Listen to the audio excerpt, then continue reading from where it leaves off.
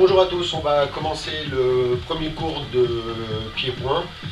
On va travailler aujourd'hui la garde et les déplacements de la garde. Alors ce sera un cours aussi bien pour les débutants qui vont donc apprendre à se déplacer et avoir une bonne garde, et aussi pour les avancés et les intermédiaires. Ça permet de travailler les fondamentaux et le déplacement. Moi j'ai la chance d'avoir des quilles, mais vous pouvez très bien mettre des cubes de Lego, des bouteilles d'eau, peu importe. L'idée c'est qu'il vous en faudra 5 choses pour marquer au sol. Vous allez prendre les 4 premiers et vous allez les installer en carré. L'idée c'est que quand vous êtes sur la ligne des 2 premiers que vous avez posés, vous faites un pas comme si vous marchiez normalement. Ça va vous donner la hauteur et le même travail sur la largeur, ce qui va vous donner, vous voyez, une espèce de carré. L'idée, c'est qu'on va se servir de ce carré imaginaire pour notre garde. Là, je suis en position totalement naturelle. Je vais simplement, à l'intérieur de mes plots, avancer d'un pas. À partir de là, sur ce pas, derrière, je vais remonter mon pied. Ici, là, tac, je remonte mon pied. Je peux le faire de l'autre côté pour les gauchers. Et à partir de là, je vais répartir mon poids de corps. Le fait d'être dans ce carré imaginaire va vous permettre d'être stable. Dans ce sens-là, puisque je peux déplacer mon pied, dans ce sens-là, si on me pousse, je peux être fort, si on me pousse, je peux être fort. Donc la première chose, ça va être ce carré, positionner mes pieds.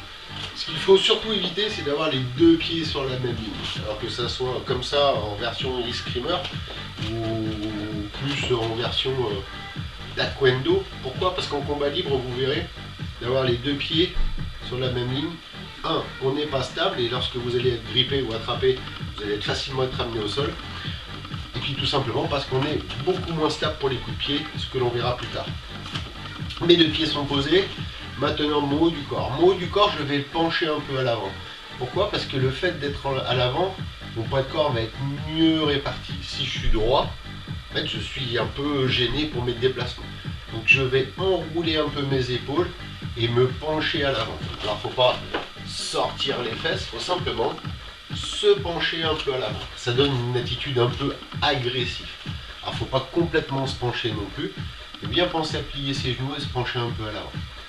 À partir de là, je vais un peu monter mes épaules. Mes épaules vont me servir un peu d'oreillère et qui vont me protéger la base de mon menton. Ensuite, mes mains. On va partir sur du pied-point, donc les mains fermées, mais ça marche aussi avec les mains ouvertes. Mes 2 pieds sont toujours dans mon carré imaginaire, mon poids de corps réparti, mon buste à l'avant. Et maintenant, on va travailler le bouclier et la lance. On va s'imaginer qu'on est des Romains, des gladiateurs, enfin peu importe le personnage historique que vous avez choisi, mais qui a un bouclier et une lance. Alors ça tombe bien, notre logo c'est un Spartiate. Ils étaient armés d'un bouclier et d'une lance. Ici, je vais tenir le bouclier, c'est-à-dire que mon poing va être orienté, pas complètement contre moi, mais légèrement de 3/4. Et il va venir se coller contre moi. Alors pas le poing, le coude va venir se coller pour pouvoir protéger mon flanc. Un peu comme quand vous tenez les boucliers de frappe. Je suis ici, je le colle contre moi. Ben, je vais faire la même chose, je suis toujours mes pieds bien ramenés, mon buste à l'avant. Et ici, je vais venir me protéger. Ce qui fait qu'en étant ici, pour tout ce qui va arriver là, je pourrais monter et descendre pour protéger mes flancs. L'autre, ce sera la lance. Pourquoi? Parce qu'on va pouvoir utiliser cette force, cette élasticité de mon bras pour tirer. La lance, donc mon poing, je ne vais pas l'orienter comme ceci, puisque ce n'est pas naturel pour l'épaule. Je vais l'orienter de 3/4, mais comme si j'allais harponner, comme si j'allais lancer une lance. Je vais rentrer tout ça dans mon corps et à partir de là, je vais faire bloc. Je peux avoir les mains ouvertes version grappling, ce qui pourra me permettre de saisir, ou si j'ai les box de gants anglaises, d'avoir les gants fermés. Et à partir de là, je vais pouvoir travailler mon équilibre. Mon poids de corps est réparti, je dois être capable de bouger un peu mon bassin, on verra ça quand on travaillera les esquives. Donc ça va être important. Le gaucher, car on ne les oublie pas, sera exactement le même travail, mais ce sera ma jambe droite qui sera devant, ma jambe gauche derrière, mon poids de corps réparti. Ici j'ai bien le bouclier et ici j'ai bien balance. Pas collé, ça c'est un des points clés. quand on vous frappe, sinon vous vous frappez vous-même. Ici je suis rigide et je suis bien rentré. Ensuite vous prenez vos 4 petits plots, vous les écartez un petit peu, juste de la taille de votre pied. Vous voyez, il n'y a pas besoin d'avoir beaucoup de place. C'est-à-dire que l'idée c'est d'avoir un petit peu de place pour pouvoir travailler en étant à l'intérieur des plots. Vous voyez, rien de bien compliqué. Je prends un autre petit plot, un petit marquant, peu importe, et je vais travailler mes déplacements. Le premier déplacement qu'on va faire, c'est simplement la rotation.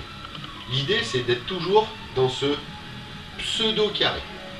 Je suis ici, je suis en garde, je vais reculer ma jambe pour venir me mettre sur le plot de derrière, donc ma jambe arrière sur le plot, pour me mettre sur le côté. Je suis ici, j'oriente mon pied, je recule. Vous voyez, je suis immédiatement en garde. Je fais la même chose pour me déplacer, je lève, je tourne, je recule.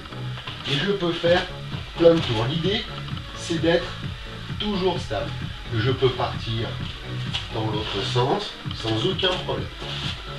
Si ce plot vous gêne, l'idée c'est vraiment de rester dans ce carré. Vous mettez votre pied au milieu et vous êtes ici. Vous vérifiez que vous êtes bien stable, que vos mains sont bien installées, hop, et vous bougez. Je suis ici.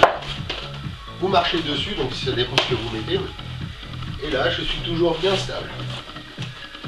Et ça, vous verrez, c'est quelque chose qui va nous servir pour travailler. Je suis ici. Les boxeurs anglais utilisent beaucoup cet exercice pendant des heures et des heures. Je suis ici.